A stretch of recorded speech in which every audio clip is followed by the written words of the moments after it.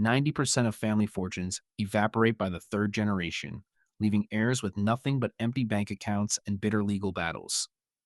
The Rockefellers and the Rothschilds didn't just get lucky, they engineered a specific legal and psychological framework to bulletproof their assets against inevitable decline. Most people view wealth as a pile of cash, but the ultra wealthy treat it as a self sustaining ecosystem that functions regardless of who is currently holding the keys. It's something most people completely ignore, yet it accounts for the survival of the world's most enduring dynasties. So grab a drink, settle in, and let's get into the mechanics of legacy. To understand wealth, you first have to stop thinking about it as a pile of money. It isn't just cash in a bank account, it is a system of resources. Think about the Rockefeller family. When John D. Rockefeller died in 1937, he was worth roughly 1.5% of the entire American economy.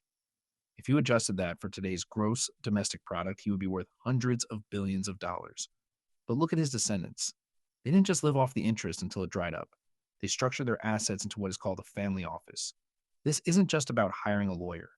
It is about creating a central command for family capital that focuses on long term preservation rather than short term consumption. The first actionable lesson is something I call the principle of the barrier to entry.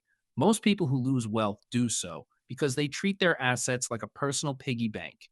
If you want to build a legacy, you have to create a mental and legal separation between your personal needs and your investment capital. You need to build what is effectively an investment committee.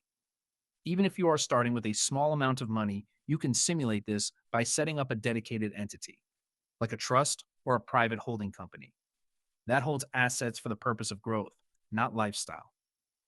When the money is inside the barrier, it cannot be touched for things like a new car or a vacation.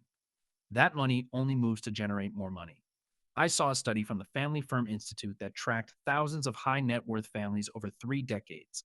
They found that families who established clear governance structures, essentially a constitution for their wealth, were 3 times more likely to preserve their capital through the third generation. That is a massive, massive difference. Now, here is where it gets interesting, and it involves something most of us are taught to avoid. Most people think of debt as a trap, and for the average person, it is.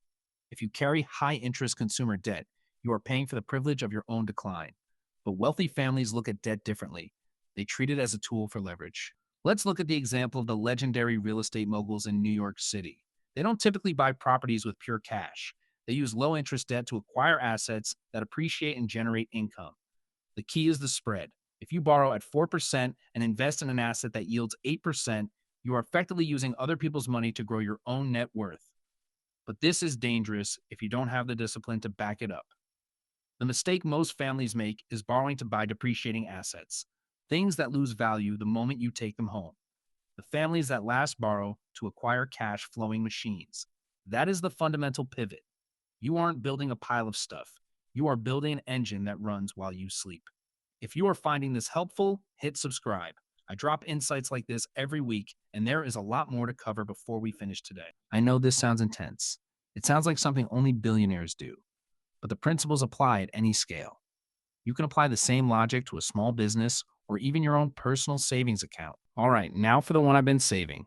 The method that the biggest, most resilient families in history rely on above all else. This is the secret. It is the concept of human capital. Most people talk about financial capital, but they ignore the fact that the most expensive asset in any family is the intelligence, work ethic, and expertise of the family members themselves. Consider the Rothschilds. In the 19th century, they were arguably the most powerful banking family on the planet. How did they stay relevant for 200 years? They didn't just hand out trust funds to 20-year-olds. They invested in the education and the professional networks of the next generation. They treated their children like junior partners in the family enterprise. Think about that. If you give a child $1 million at age 18, you are statistically likely to ruin their ambition. But if you give them access to a professional network, high level mentorship, and a clear path to managing a portion of the family assets, you are building an asset that can protect that capital for decades. This is the missing link. A study by the Williams Group found that 70% of wealthy families lose their wealth by the second generation. The primary reason? It wasn't bad investments or bad markets. It was a lack of trust and communication within the family. They called it the Shirtsleeves to Shirtsleeves phenomenon. If you don't cultivate the human capital, if you don't teach the next generation how to be stewards rather than consumers, then the financial capital doesn't stand a chance. This works because it changes the goal. The goal isn't just to accumulate. The goal is to build a team. When you see your family as a collective enterprise, your decisions shift. You start prioritizing long term growth and skill development over quick wins. That is why this last method is so powerful. It transcends money. It builds a culture that survives economic downturns, market shifts, and even bad luck. Once you see it this way, you can't unsee it. You aren't just an individual saving for retirement, you are the architect of a legacy. So there you go. Three real ways to build enduring wealth, and that final piece, investing in the human capital of your family, is the one that actually keeps the wheels turning when the pressure is on. If you got value from this, share it with someone who needs to hear it, and make sure you're subscribed so you don't miss the next deep dive. I've got something coming next week about the hidden psychological traps that hold people back from their first real breakthrough, and you won't want to miss that. You have what it takes to change the trajectory of your entire family tree. Now, go get started.